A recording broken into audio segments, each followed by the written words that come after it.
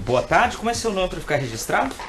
Deunilson Roldo. Perfeito, senhor Deunilson, preliminarmente advirto para o senhor que o senhor não precisa responder uma pergunta, é um direito seu e permanecer em silêncio. Entretanto, é a oportunidade que o senhor tem, se assim o quiser, esclarecer esses fatos. O senhor é relacionado nesse processo ao fato 1, 2, 3, 5 e 6. O fato 1, como eu fiz uma menção genérica ao senhor, fraude licitatória. O segundo, corrupção.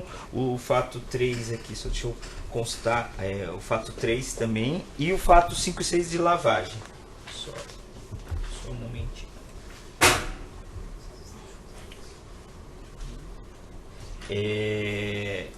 Com relação a esses fatos, nós vamos passar ponto a ponto posteriormente. O senhor fique à vontade de responder o que o senhor entender necessário, ok? Com relação ao fato 1, que é essa questão da fraude licitatória, diz respeito pontualmente a uma concessão / uma licitação envolvendo a PR 323. Este fato que supostamente o senhor... Eu vou até fazer uma conexão entre o 1 e o 2, porque eles estão conectados. Seria a corrupção relacionada a esta questão. Para o senhor fazer uma questão. O senhor participou de alguma forma dessa fraude de licitação? Recebeu algum valor? Não. Não. O senhor gostaria de explicar, então, por que é atribuído isso ao senhor? O senhor teve conhecimento sobre os termos da denúncia. Sim. A denúncia um tanto quanto longa, há alguns fatos. O senhor gostaria de esclarecer? Sim. A história dessa concessão, dessa parceria público-privada, ela surgiu da necessidade do governo do Estado dar uma resposta a uma reivindicação da região noroeste do Paraná, numa obra de infraestrutura necessária e que havia gerado uma comoção em 2012 na região noroeste, com um acidente em que morreram 13 ou 14 pessoas, eu não me recordo direito agora. As lideranças políticas da região se mobilizaram e passaram a reivindicar junto ao Estado uma ação corretiva para a infraestrutura da região. A PR-323 era uma rodovia super movimentada, uma rodovia estadual muito movimentada. A partir em 2013, eu não tinha nenhuma função no governo a não ser a de chefia de gabinete do governador. Em 2013, houve um grupo econômico aí que protocolou um propósito de manifestação de interesse, um PMI, que era o grupo Odebrecht. Protocolou no Estado, junto à Secretaria de Planejamento, e o então Conselho Gestor de PPPs, do qual eu não fazia parte, autorizou o estudo prévio para essa obra de duplicação mediante concessão. Esse processo andou em 2013 e em 2014 culminou com uma licitação pública no modelo PPP, no modelo também de menor tarifa, quem oferecesse a menor tarifa. Inicialmente, nos debates se estabeleceu na época que poderia ser o grupo que oferecesse a maior outorga ao Estado, mas depois de 2 audiências públicas em Cianorte e em Umuarama, se não me falha a memória, essas audiências conduziram o setor técnico do DR a optar pelo modelo de menor tarifa de pedágio e não pela maior outorga ao Estado. Esse processo aconteceu de forma bastante atabalhoada, porque era o primeiro projeto de PPP no Estado. E havia uma descoordenação muito grande dentro do governo, porque a Secretaria de Planejamento, havia secretários que estavam saindo para ser candidatos na Casa Civil, por exemplo, o Reinaldo Stefani estava saindo na época para ser candidato, e não tinha quem coordenasse administrativamente dentro do governo o andamento desse processo. Aí houve um contato comigo dos próprios interessados, do Luciano Pisato, que era o representante da Odebrecht na época, procurou e eu consultei internamente, consultei o DR, consultei a Secretaria de Infraestrutura e eu comecei a realizar uma espécie de coordenação administrativa do projeto, internamente. Agora, jamais houve qualquer interferência ou na formulação do edital ou buscando favorecer quem quer que fosse dentro do processo, dentro do certame. Eu nunca tive essa intenção, nunca tive essa responsabilidade. Apenas recebia as demandas administrativas que processos que não estavam andando, que não tinha resposta. Uma hora a agência de fomento não dava a resposta que precisava para documentos, outra hora que também estava envolvida, outra hora a Secretaria de Infraestrutura e Logística, ou o DR, ou a Secretaria de Planejamento. Basicamente eram esses entes do governo que estavam envolvidos no processo. Então eu fazia uma espécie de coordenação administrativa, como fazia de outras obras prioritárias do governo. A gente procurava resolver, dar andamento, cobrar prazos, soluções, decisões. Por exemplo, na retomada das obras da duplicação da rodovia da Uva, em Colombo, e houve uma frustração ali, porque havia uma demanda jurídica e empreiteiras que perderam o interesse, tinha que relicitar, enfim, houve um fracasso administrativo no caso de Colombo, que frustrou a gente, que a gente não conseguiu continuar uma obra que foi herdada do governo anterior. Então, isso aconteceu em várias áreas de governo. Esse caso da PR-323, ele também, na sequência, ele acabou gerando um fracasso administrativo, porque o Estado não conseguiu fazer a obra. Só foi ser licitado o projeto depois em outro modelo em 2018, no início de 2018. Perfeito. Só para retificar, eu fiz uma menção, o senhor está, o fato 1, que é a fraude, o fato 3, que é o senhor, que é a corrupção passiva, o fato 2 são de outras pessoas. Sim. Nesse modelo que o senhor já respondeu as perguntas, mas o senhor tem conhecimento sobre os fatos. Eu queria adicionar ainda que eu jamais solicitei, ou me foi oferecido, ou recebi de qualquer vantagem, de qualquer espécie nesse processo. Nunca. O interesse, como coordenador administrativo desse projeto informal, o interesse nosso era realizar uma obra que era uma demanda da região e que a gente tinha consciência que uma resposta administrativa, uma resposta de infraestrutura, geraria benefícios administrativos e políticos para a gestão do Estado. Era nesse sentido. Então, todas as pessoas com quem eu interagi podem atestar que eu jamais tive qualquer conversa cruzada ou enviesada ou suspeita vinculada a algum tipo de vantagem, qualquer tipo de vantagem. Ok. Eu vou até dentro do que o senhor falou, algumas esclarecimentos, depois nós vamos passar os fatos que estão... O senhor fala de uma audiência pública, o senhor falou... Quando foi essa audiência pública, o senhor se recorda? Foi durante o estudo da PMI ou foi posterior à apresentação? Foi posterior ao estudo e antes da publicação do edital. Foram duas audiências públicas realizadas em Umuarama e Cianorte. Se eu não estou enganado, foi antes da publicação do edital. Porque elas elas parametrizaram o edital, acabaram tendo influência. Essas audiências, o resultado dessas audiências acabou sendo acolhido no edital. Okay. Eu não participei das audiências, elas foram feitas tecnicamente pelo DR, que era o poder concedente do projeto. Certo, perfeito. O senhor, Luciano Pisato, quando que ele procurou o senhor, se você recorda? Primeiro, se ele procurou o senhor para falar sobre este projeto, vamos até esse projeto. Ele me procurou para falar desse projeto em 2014, quando a gente já estava correndo o prazo, assim, o edital era para ter saído em dezembro de 2013, houve um atraso administrativo, aí veio o Natal, aquela coisa, ficou para janeiro de 2014. Tá. Deixa eu até fazer uma pausa aqui. Durante o estudo da PMI, primeiro, o estudo da PMI foi feito pela Odebrecht? O senhor tem conhecimento? O estudo da PMI, sim, foi feito por eles, porque eles protocolaram e foi autorizado pelo Estado. E neste período de estudo da PMI, houve alguma aproximação de alguém da Odebrecht com o senhor? Sobre esse projeto eu não me recordo. O que eu tive de contato antes de janeiro de 2014, com o Luciano Pisato especificamente, foi que ele me procurou para saber de projetos do Estado para o litoral, porque a gente estava fazendo o zoneamento econômico e ambiental do litoral na época. A Secretaria do Meio Ambiente estava promovendo esse estudo e esse projeto, e aí ele me procurou para saber quais eram as intenções do governo do Estado lá.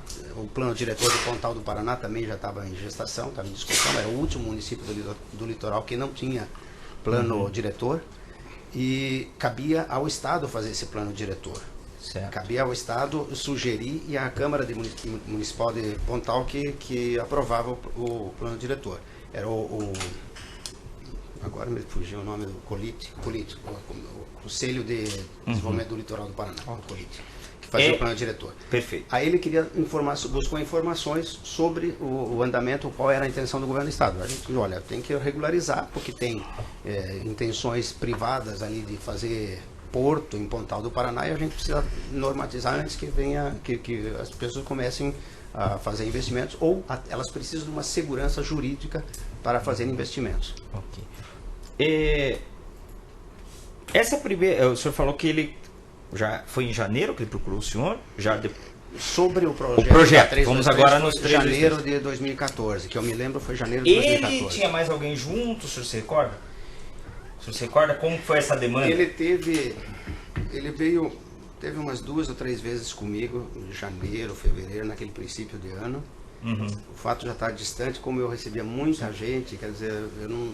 O senhor se recorda se nessa oportunidade, que o senhor está se recordando, o senhor Luiz Antônio Bueno Júnior, que está junto no mesmo fato, estava junto? Luiz Antônio esteve comigo, eu não sei se foi na primeira vez, mas ele esteve comigo também umas 2 ou 3 vezes, sempre acompanhado do Luciano. Sempre acompanhado do Luciano, ok. Por essas reuniões, o senhor se recorda quantas? 2 ou 3 reuniões, eu não sei precisar as datas também ali, porque... Nessas reuniões, houve algum pedido para que fosse alterado algum dado, seja do edital, por parte para favorecer o Odebrecht? Nenhum. Nenhuma insinuação, nenhum pedido. Ok. Foi questionado ao senhor se o senhor tinha conhecimento de quem ia concorrer nessa licitação, alguma coisa por parte dos... Num dos eventos, doutor, ele me perguntou, o Luiz Bueno me perguntou se eu sabia quem ia concorrer. Eu respondi a ele que a melhor forma de consultar quem ia concorrer era acompanhar a retirada do edital no DR. Que quem ia concorrer, obrigatoriamente, teria que retirar o edital. Certo. E a melhor forma de saber quem eram os concorrentes, quem seriam os possíveis concorrentes, era consultar o DR, consultar o setor de editais do DR, porque era pública a informação, certo. Quem está retirando o edital é uma informação pública. E pelo que eu sei, na época, cerca de 20 empresas retiraram o edital. Há uma afirmação dos colaboradores de que o senhor que teria consultado o senhor sobre isso e que posteriormente, numa segunda etapa, o senhor teria falado que teria consultado 2 empresas, Viapar e CCR, que elas teriam manifestado que não iriam participar. Houve esse fato? Não, nunca consultei. O senhor chegou a entrar em contato com a Viapar e CCR para perguntar se eles... Não, doutor, nunca. Nunca liguei para a Viapar ou para a CCR para perguntar se eles iam participar dessa concorrência. Ok. Nunca. Também uma outra situação, que aí já está mais descrito, foi reportado também sobre a empresa Contern, que essa empresa teria manifestado o interesse que iria participar. O senhor chegou a entrar em contato, teve alguma... Só para precisar mais, foi dentro das declarações do senhor Luciano e do senhor Luiz, que o senhor teria declarado essa questão, que a Contern teria manifestado interesse em participar dessa concorrência. Não falei com ele sobre isso.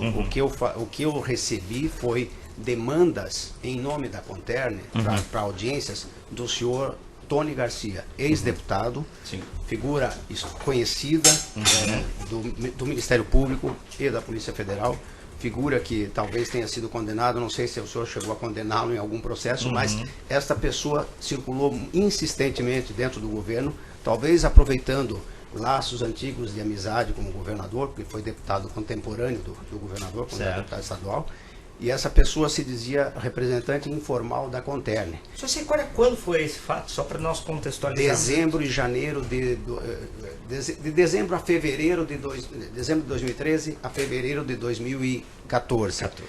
Ele procurou insistentemente que queria aproximar a empresa do governo, queria que a empresa tivesse a oportunidade de apresentar o seu portfólio, apresentar as suas credenciais, que seria uma empresa grande que estaria fazendo uma obra do Rodoanel em São Paulo, um trecho do Rodoanel, e ele se jactava de ter sido colega de escola do fundador do Grupo Bertin, controlador da Contern, o senhor Reinaldo Jardim. Dizia que tinha sido colega de escola em Lins, no interior de São Paulo. Colega do Reinaldo Jardim. Então ele usava isso e dizia que ele se movimentava pressionava o governo, é uma coisa assim chata, até porque ele insistentemente, toda hora a mesma demanda para pedir, para receber algum representante da Conterna. E ele foi atendido? Pelo senhor? O Tony Garcia eu atendi inúmeras vezes. Uhum. Inúmeras vezes. Na minha sala, ou saía para tomar um café com ele, que ele me chamava para tomar um café. Cheguei ao escritório dele uma vez, porque ele pressionava tanto que ficava uma coisa pegajosa. Uma coisa assim que fazia parte do meu trabalho, engolir sapos. Uhum. Fazia parte do meu trabalho como chefe de gabinete, ser o para-choque do governo. Certo. Afastar coisas indesejadas do governo, e eu tolerava essas coisas, tolerava a pressão, não aceitava, mas tolerava ouvir o Tony Garcia. Então, o que ele fez ali foi uma insistência tão grande que no final e aí nós vamos chegar num outro fato, que no final de fevereiro, eu concordei em receber alguém da Conterna. Ele me deu um telefone, eu liguei para um cara em São Paulo, para um diretor que eu não me recordo o nome. Seria esse, só para a gente contextualizar, o que está reportado aqui, seria o senhor Pedro Rasch? Não. Não. Era outro diretor, e esse outro diretor, que eu não me recordo o nome, diz, olha, eu não posso ir, mas eu vou indicar o seu Pedro Rasch aqui como meu representante. E indicou Pedro Rasch. Pedro Rasch veio aqui, depois eu fui saber, pela imprensa, depois que o seu Tony Garcia, aliás, pelo processo aqui, que o seu Tony Garcia apanhou o seu Pedro Rasch no aeroporto, levou o Palácio Iguaçu e colocou ele na porta do Palácio Iguaçu e transferiu o telefone celular dele para o seu Pedro Rasch gravar uma conversa comigo, não sei com qual objetivo. Depois eu vim a saber disso, quer dizer, foi uma armadilha montada por eles, e não é a primeira vez que o seu Tony Garcia tentou armar armadilha para mim. Tem um outro processo que, se me permitir colocar aqui, é de outro assunto, que foi arquivado pelo GAECO, não chegou nem a oferecer denúncia, que foi uma armação dele com a senhora radialista Joyce Hasselman, líder hoje do governo no Congresso Nacional. Eles armaram uma situação na frente do GAECO que ela ia lá me denunciar em 2012, por influência na obra de Salto Caxias. Ok. Vamos usar aqui. Mas foi assim, não é a primeira vez que ele tentou. Perfeito. O senhor até traz essa questão. E eu vou me ater agora a esse fato que está transcrito aqui, esta circunstância que o senhor está reportando, por uma gravação. Tem um diálogo, pelo que consta aqui, entre o senhor e Pedro Rasch. Sim, senhor. Que, pelo que consta aqui, tive a oportunidade de ouvir o diálogo e ver as transcrições aqui. Ele se apresentou como representante da Conterna. Sim, foi isso? Foi. Este fato ocorreu? Esta conversa? Esta conversa, sim, ocorreu. Com relação ao que está descrito, o senhor gostaria de esclarecer esses fatos aqui? Em que circunstâncias que aqui, a partir, como está descrito, eu vou me ater ao que está descrito aqui, a partir do 20º minuto e 23 segundos aqui, há uma questão que atribui-se sobre a PR, essa PPP da 323, sim, que fala sobre essa questão da PR 323. Eu gostaria de esclarecer esses fatos aqui, sim, que estão. Pois não.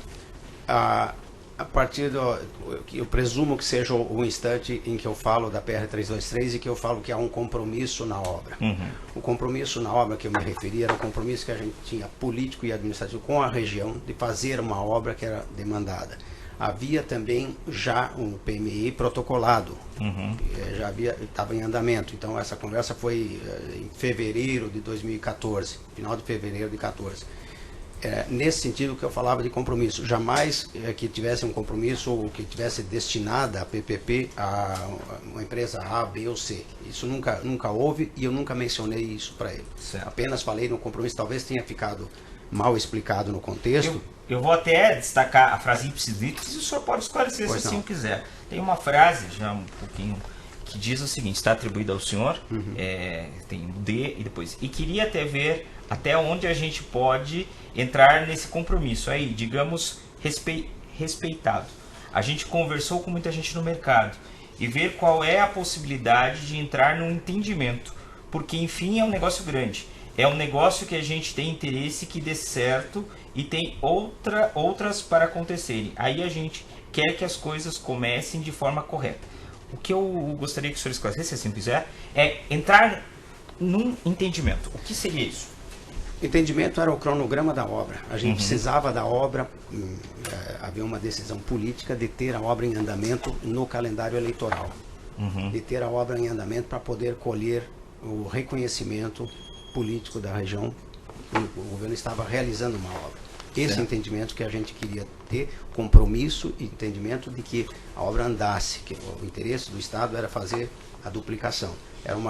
Estava projetado para acontecer toda a duplicação em 5 anos. E ela precisava começar antes de agosto de 2014 para que pudesse render reconhecimento para o Estado, politicamente para o Estado. O pedágio só começaria a ser cobrado depois da obra concluída, o modelo era esse, nunca se cobraria antes, mas só depois da obra concluída, da obra entregue. Ok. Aqui também há, depois na sequência, uma questão sobre que o senhor teria, eu vou fazer ipsis literis aqui, e te pergunto, está escrito, o senhor poderia esclarecer se assim quiser. E te perguntei do assunto da Copel, só para contextualizar isso, teria umas perguntas anteriores, eu não fiz referência, não está transcrito, eu ouvi, mas não está... Porque está em andamento hoje à tarde, está tendo uma reunião na Copel. O grupo tem uma negociação com a Copel em andamento. Daí P, seria, acho que, atribuído ao Sr. Pedro, certo? Aí D, para fechar talvez em final de março, possibilidade grande de fechar. É um negócio de 500 milhões, mais ou menos, 6 térmicas no complexo Aratu. Daí, Pedro, está negociando? Uma pergunta. Qual é esse contexto aqui?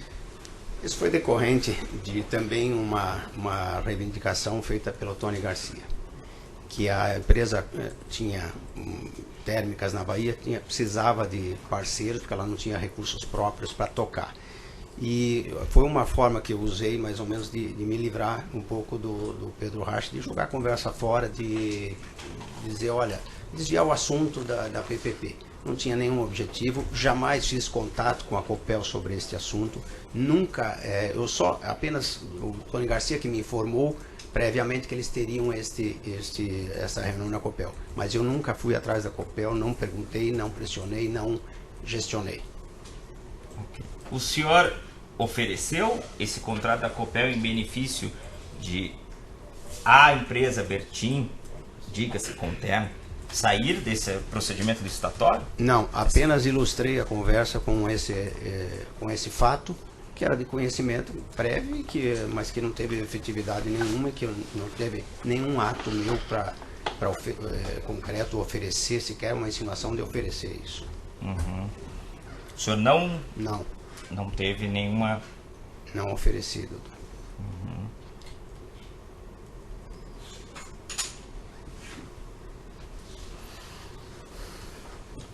Com relação, ainda nesse diálogo, a uma questão sobre um pedido do senhor Pedro, para o senhor, para postergar a apresentação das propostas aqui. Houve esse pedido sobre a PPP 323? Não me recordo se houve esse pedido. Eu não me recordo, mas eu nunca... Se houve, entrou por um ouvido e saiu pelo outro. O senhor tem conhecimento de que o próprio edital, prazo para apresentação foi alterado pelo governo? Sim, isso foi. Ali eu soube depois que vários... como havia uma programação de entrega das propostas, depois a gente foi notificado ou foi comunicado pelo DR que tinha sido estendido o prazo. Isso aconteceu umas 2 ou 3 vezes, eu não sei a razão pela qual o DR tomou essas atitudes de prorrogar prazo, se era alguma razão legal, ou alguma razão de decisão judicial ou administrativa. O senhor teve influência nessa alteração? Não. Não? O senhor pediu de alguma forma? Não, de forma alguma. Ok. Na sequência ainda, há uma referência que o senhor teria pedido para o senhor Pedro, seu interlocutor nessa conversa, a conversar com a Aldebrecht. Eu vou fazer só menção a uma frase aqui. Senhor, você tem condições de conversar com alguma pessoa agora, saindo daqui, para ver o negócio da Aldebrecht? Por que essa referência, o senhor se recorda? Não me recordo porque tem essa afirmação, mas o contexto dela eu também não me recordo se está na gravação, como é que foi. Só para entender o contexto dessa gravação. Essa gravação foi posterior ao episódio que o senhor falou, que o senhor Luciano e o outro interlocutor da Odebrecht teriam conversado com o senhor? Qual é o tempo cronológico? Se o senhor Luciano já tinha conversado com o senhor ou não? Não me recordo. O tempo foi a conversa com o Luciano e com o Luiz Bueno. Essas conversas foram no final de janeiro, início de fevereiro, alguma coisa assim, mas eu não sei precisar as datas ali. Mas seguramente não foi próximo dessa. Eu só recebi a Conterne a pedido do senhor Tony Garcia, não por outra razão, nenhuma outra razão. Certo. O senhor chegou a fazer outra interlocução, seja com a Conterne, posterior a esse fato, referente à PR-323? Não, senhor. Nenhuma. O senhor fez remissão a que a Conterne teria pedido, via o senhor Tony Garcia, que o senhor fez referência, para apresentar um projeto, um portfólio. Um portfólio, o cartel de obras dela. Pergunto, a Odebrecht fez isso para o senhor? Com o senhor? Não. Nunca? O senhor Luiz Bueno chegou a procurar o senhor para apresentar? Não, desculpe, nunca houve nem a própria Conterne apresentou o seu cartel de obras. Sim. Ela chegou lá, eu acho que veio de caso pensado para produzir uma armadilha, porque não trouxe um portfólio, uma relação de obras que eles estavam Mas a minha pergunta é específica. A Odebrecht fez alguma apresentação? Não. E diga-se, fez alguma apresentação em relação à necessidade, ou diga-se, a que ela estaria mais preparada para desempenhar essa execução dessa obra? Para mim, não. Pode ter feito no DR. Isso limitado ao senhor? A mim, não. Não. O senhor Luiz Bueno nunca chegou a... Não, apresentar que ela estava mais habilitada, não. Pode ter mencionado na conversa que eles eram a maior empreiteira do Brasil na época, que era, mas sem uma apresentação formal de condições, das condições. Ok. Uma outra questão. Com relação ao próprio edital de licitação, o senhor participou desse edital, da elaboração de alguma forma? Não, de nenhuma forma. O senhor tem conhecimento por que o consórcio que poderia participar era limitado? Por que foi essa limitação? Tinha uma limitação de Eu acho que não havia limitação, pelo que eu me recordo, não havia limitação do número de participantes em consórcio. Mas eu nunca participei da elaboração de regras e nem sugeri qualquer alteração. Se houve um pleito por parte da Odebrecht, de algum interlocutor da Odebrecht, portanto? Não soube. Ok. Uma última pergunta ainda sobre esse fato. Pois não. Seja o senhor Luiz Bueno, seja o senhor Luciano Pisato ou outra pessoa, o senhor chegou a solicitar vantagem, algum pagamento, seja para o senhor, seja para outra finalidade, para auxiliar a Odebrecht a se sagrar vencedora nessa licitação da 323? Não, senhor. Não. Eu tenho um histórico de 34 anos de serviço público.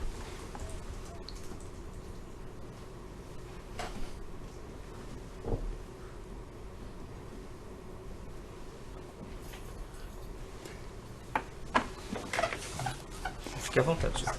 Eu vou fazer até uma pausa aqui técnica, aí depois